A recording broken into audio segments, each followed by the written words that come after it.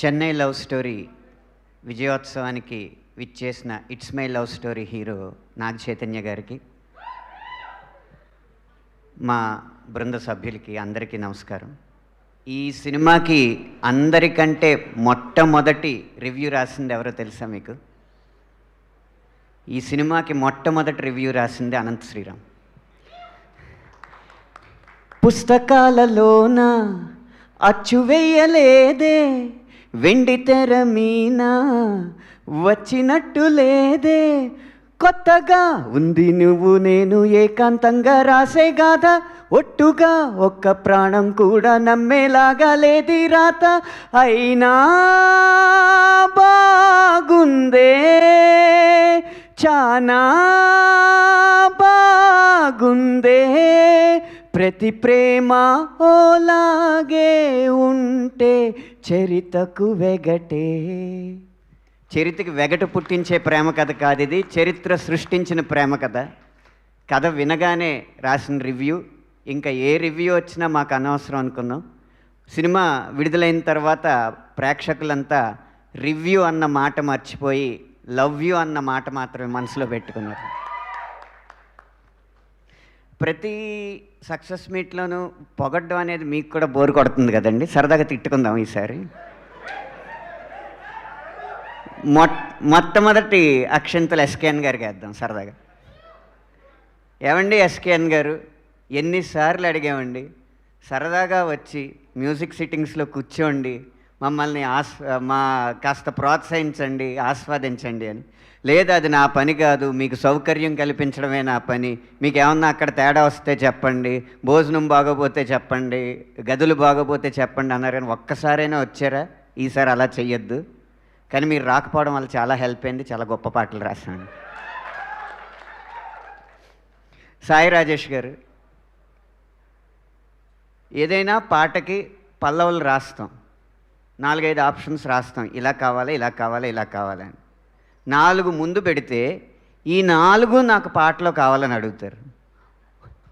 ఒక పల్లవుగా ఉంచుతాం, మిగతా చరణాల్లో ఆ ట్యూన్లకి అడ్జస్ట్ చేయడానికి ఎంత కష్టపడతామండి. కాస్త సెలక్షన్ చేసి మమ్మల్ని కష్టపెట్టండి. ఇది సాయి రాజేష్ గారికి పడిన తిట్టు. ఇంకా రవి గారు, ఆయనకి నచ్చకపోతే నచ్చలేదని చెప్పడానికి 4-5 రోజులు పడుతుంది. ఈలోపు నాకు మణిశర్మ గారికి అసలు ఈయనకి నచ్చిందా నచ్చలేదా ఇంకోటి చెయ్యాలా, తర్వాత వచ్చి సార్ చాలా బాగుంది సార్ అని. ఇలా కొంచెం మా కోసం మీ సమయాన్ని కేటాయించి స్పందన వెంటనే తెలియజేస్తే 6 రోజుల్లో అవ్వాల్సిన ఆల్బమ్ 60 రోజులు అవ్వదు. అది మా రవి గారికి మేము ఇచ్చిన రిక్వెస్ట్. ఇలా వీళ్ళందరినీ తిట్టుకుంటూ పోతే తీయగా చాలామందిని తిట్టుకోవాలి, కానీ తిట్లు కాదు, మాకు టికెట్లు ముఖ్యం. అవి సోమవారం మంగళవారం కూడా హౌస్ఫుల్స్కి దగ్గరలో కలెక్షన్స్ వస్తున్నాయంటే ఈ సినిమా పెద్ద విజయం సాధించింది అనడానికి అదే తార్కాణం. సినిమా ఇండస్ట్రీలో ఏ సినిమా బృంద సభ్యులైనా ఆదివారం వరకు చెయ్యి గుండెల్లో పెట్టుకుని గుండె చెయ్యిలో పెట్టుకుని వెయిట్ చేస్తూ ఉంటారు. నిన్న సోమవారం వచ్చిన ఫలితాలు ఈ సినిమా స్థాయిని నిర్ణయించినాయి.